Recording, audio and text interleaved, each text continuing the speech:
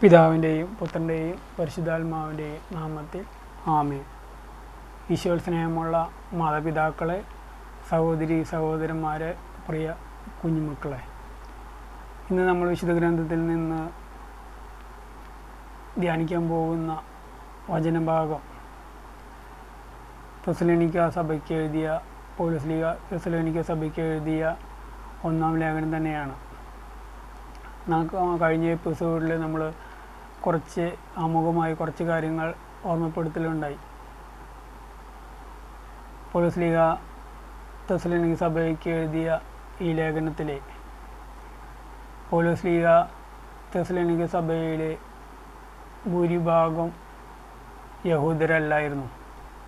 വിജാതിയരുടെ ഇടയിൽ പൗലോസ് വിശ്വാസത്തിൽ വളരെ നേട്ടമുണ്ടാവുകയും അതിനെ പ്രതി പൗലോസ് സഹപ്രവർത്തകർക്കും തിമോഥെയോസിനും സെൽവാനോസിനും ഒക്കെ നാട് കടത്തപ്പെടുക ഉണ്ടായി.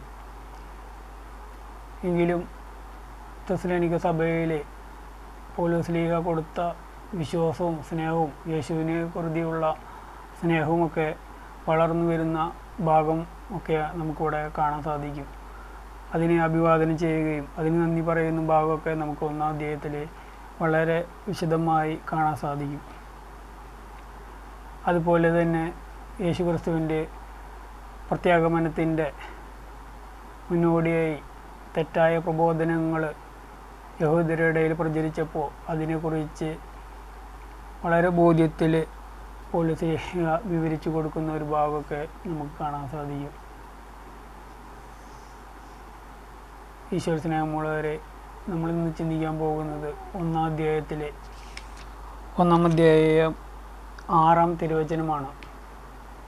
അതിൽ പറഞ്ഞിരിക്കുന്നത് തെസ്സലോനിക്ക സഭയിലെ വചനം സ്വീകരിച്ചത് എങ്ങനെയാണെന്നാണ് പറയുന്നത്.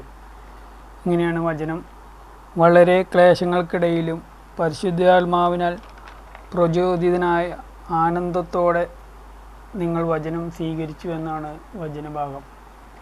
ഈശോ സ്നേഹമുള്ളവരെ, അതുകൊണ്ട് നമുക്ക് കർത്താവിൻ്റെ വചനം പരിശുദ്ധാത്മാവിലും വളരെ ആനന്ദത്തോടും വളരെ ക്ലേശങ്ങൾക്കിടയിലും ആനന്ദത്തോടെ വചനം സ്വീകരിക്കാൻ നമുക്ക് കഴിയട്ടെ എന്ന് പ്രാർത്ഥിക്കുകയും ആശംസിക്കുകയും ചെയ്യുന്നു.